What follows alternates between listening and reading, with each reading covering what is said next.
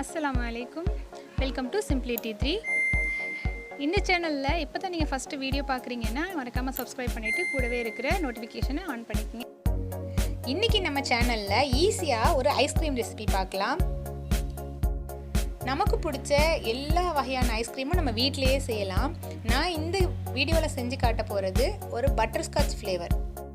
இந்த butterscotch ice cream ரொம்ப குயிக்காக ரெடி பண்ணிடலாம். ஐஸ்கிரீம் செய்கிறதுக்கு முன்னாடி இதில் நம்ம ஆட் பண்ணுறதுக்காக கேரமலைஸ்டு நட்ஸ் கொஞ்சம் நம்ம ரெடி பண்ணலாம். ஸ்டவ் ஆன் பண்ணிவிட்டு ப்ளைனாக ஒரு கடாயை அதில் வச்சுருங்க. சுகர் கேரமலைஸ் ஆகும்போது அப்படியே பேனில் ஒட்டிகிட்டே இருக்கும். அதனால நான் ஒரு நான்ஸ்டிக் பேனாக நான் எடுத்து வச்சுருக்கேன். ஃப்ளேம் நல்லா ஹைலேயே இருக்கட்டும். பேன் நல்லா சூடான பிறகு சுகரை வெறுசாகவே அதில் போட்டுருங்க. போட்டுட்டு லைட்டாக அதை மிக்ஸ் பண்ணி விடுங்க. அதில் தண்ணி எதுவுமே ஆட் பண்ணக்கூடாது. அந்த ப்ளைனாக இருக்கிற சுகர் தன்னாலே மெல்ட் ஆக ஆரம்பிக்கும். இந்த சுகர் கேரமலைஸ் பண்ணுறதுக்கு முன்னாடியே நம்ம நட்ஸை கொஞ்சமாக உடச்சி வச்சுக்கணும். இந்த பட்டர்ஸ்காட்ச் ஐஸ்கிரீமுக்கு அதோட ஃப்ளேவர் டேஸ்ட் எல்லாத்தையுமே நல்லா என்ஹான்ஸ் பண்ணக்கூடியது இந்த கேரமலைஸ்டு நட்ஸ் தான். இதில் பாதாம் முந்திரி எல்லாம் மிக்ஸ் பண்ணி நம்ம சாப்பிடும்போது ஒரு மாதிரி க்ரன்ச்சியாக நல்லாயிருக்கும் சாப்பிட்றதுக்கு. ஃப்ளேம் ஹையில் இருக்கிறதுனால 10 செகண்ட்ஸ் ஒன்ஸ் இது மாறிட்டே இருக்கும் அதோட கன்சிஸ்டன்சி. இப்போ சுகர் நல்லா மெல்ட் ஆகி கொஞ்சம் பொங்கி வர மாதிரி தெரியுது. அதனால் இப்போ நட்ஸ் ஆட் பண்ணிவிட்டு மிக்ஸ் பண்ணிகிட்டே இருக்கணும். நட்ஸ் போட்டு ஒரு 30 செகண்ட்ஸ் நல்லா மிக்ஸ் பண்ணணும். மிக்ஸ் பண்ண பிறகு ஒரு அரை டேபிள் ஸ்பூன் பட்டர் அதில் ஆட் பண்ணணும். பட்டர் ஆட் பண்ணிவிட்டு மறுபடியும் அதிலே மிக்ஸ் பண்ணணும். மெல்ட்டான சுகரில் நீங்கள் பட்டர் ஆட் பண்ண பிறகு அந்த சுகர் ஒரு மாதிரி ஒரு கிளேசி லுக்கில் இருக்கும். ஃப்ளேம் ஹைலே இருக்கிறதுனால சுகர் ஈஸியாக கட்டியாக ஆரம்பிச்சிடும். இந்த கன்சிஸ்டன்சி பார்க்கும்போதே உங்களுக்கு தெரியும், கலர் மாறி இருக்குது. பட்டர் போட்ட பிறகு இதோட கன்சிஸ்டன்சி இப்படி இருக்கும். இப்போ ஃபுல்லாக கலர் சேஞ்ச் ஆகிடுச்சு. இதுதான் பதம். இப்போ நம்ம ட்ரான்ஸ்ஃபர் பண்ணிடலாம்.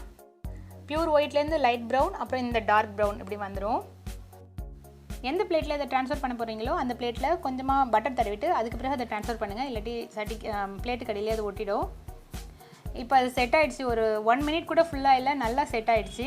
இது செட் ஆன பிறகு க்ரஷ் பண்ணி எடுத்துக்குங்க. இப்படி நல்லா க்ரஷ் பண்ணுறதால தான் நான் கொஞ்சம் நட்ஸ் பெருசாகவே போட்டிருந்தேன். ஓரளவுக்கு கொஞ்சம் நட்ஸ் தெரிகிற அளவுக்கு நம்ம க்ரஷ் பண்ணால் போதும். ரொம்ப பவுடர் மாதிரி ஆக்கிடக்கூடாது. இப்போ இது பர்ஃபெக்டாக ரெடி ஆகிடுச்சு. நம்ம ஐஸ்கிரீம் ரெடி பண்ணலாம். இனிமேல் இந்த ஐஸ்கிரீம் நம்ம சிம்பிளாக ஃப்ரெஷ் க்ரீமில் தான் செய்ய போகிறோம். 1 கப் ஃப்ரெஷ் க்ரீம் போதும். இந்த 1 கப் ஃப்ரெஷ் க்ரீமுக்கு செய்யக்கூடிய ஐஸ்கிரீம் நம்ம வீட்டில் ஒரு 4 பேர் சாப்பிடலாம். ஐஸ்கிரீம் கொஞ்சம் குயிக்காக ரெடி பண்ணுறதுக்காக நான் பீட்டர் வச்சு பீட் பண்ணுறேன். நீங்கள் விஸ்க் வச்சு பீட் பண்ணலாம். கொஞ்சம் டைம் எடுக்கும், அவ்வளோதான். பட் சேம் கன்சிஸ்டன்சி அதுலேயும் வந்துடும். 2 மினிட்ஸ் கம்பல்சரியாக நம்ம அதை பீட் பண்ணணும். அதுக்கு பிறகு தான் நம்ம மில்க் மேட் ஆட் பண்ணணும். லிக்யூட்லேருந்து கொஞ்சம் அதோட கன்சிஸ்டன்சி மாறும். அந்த டைமில் நம்ம மில்க் மேட் ஆட் பண்ணால் கரெக்டாக இருக்கும். மில்க் மேட் ஆட் பண்ணி மறுபடியும் ஒரு 30 செகண்ட்ஸ் மாதிரி நம்ம நல்லா பீட் பண்ணிடணும். அதுக்கு பிறகு பட்டர்ஸ்காட்ச் எசன்ஸ் நம்ம அதில் ஆட் பண்ணணும்.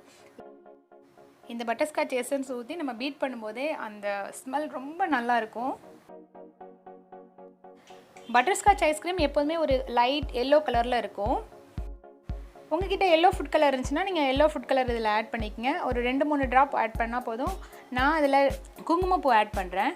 குங்குமப்பூவை கொஞ்சமாக ஒரு வார்ம் மில்கில் மிக்ஸ் பண்ணிவிட்டு அதில் ஊற்றிட்டு நீங்கள் மிக்ஸ் பண்ணிங்கன்னா அந்த எல்லோ கலர் நம்மளுக்கு கிடச்சிடும். சாஃப்ரான் கலர் போட்டு இதில் நல்லா பீட் பண்ண பிறகு கொஞ்சம் க்ரீமி கன்சிஸ்டன்சி இருக்கும். இந்த க்ரீமி கன்சிஸ்டன்சிலேருந்து ஒரு 1 மினிட் நல்லா நம்ம பீட் பண்ணிட்டோம்னா டக்குன்னு ஒரு ஸ்டிஃப் பீக்ஸ் வர ஆரம்பிச்சிடும். ஸ்டிஃப் பீக்ஸ் வந்த பிறகு ரொம்ப நேரம் நம்ம வெளில வைக்கக்கூடாது. உடனே ஒரு ஏர்டைட் கண்டெய்னரில் அதை ட்ரான்ஸ்ஃபர் பண்ணி ஃப்ரீஸ் பண்ணிடணும். இது ஆல்மோஸ்ட் முடிஞ்சு ரெடி ஆகிடுச்சு. இந்த ஸ்டேஜில் நம்ம உடச்சி வச்சுருக்க அந்த நட்ஸை அதில் நம்ம ஸ்ப்ரெட் பண்ணிவிட்டு மறுபடியும் கொஞ்சம் பீட் பண்ணிவிட்டு அதை ட்ரான்ஸ்ஃபர் பண்ணிடலாம்.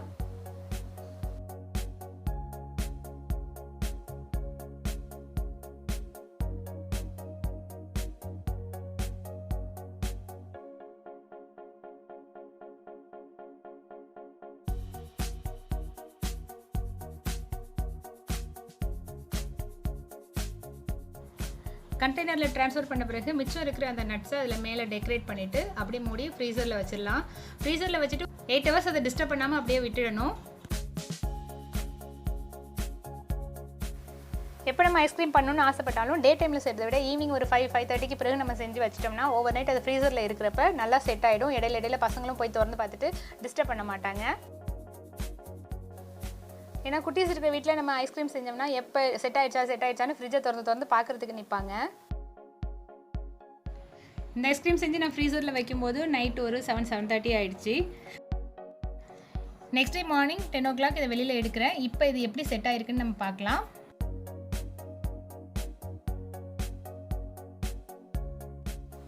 இப்போ பார்த்தா உங்களுக்கே தெரியும்னு நினைக்கிறேன், செம்மையாக செட் ஆகிடுச்சு. இப்போ நம்ம குட்டீஸ்க்கு இதை சர்வ் பண்ணலாம்.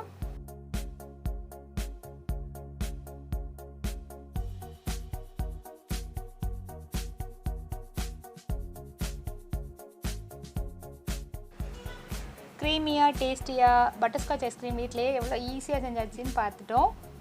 இதை வீட்டில் நீங்களும் ட்ரை பண்ணி பார்த்துட்டு எப்படி இருந்துச்சுன்னு எனக்கு கமெண்ட் பண்ணுங்கள்.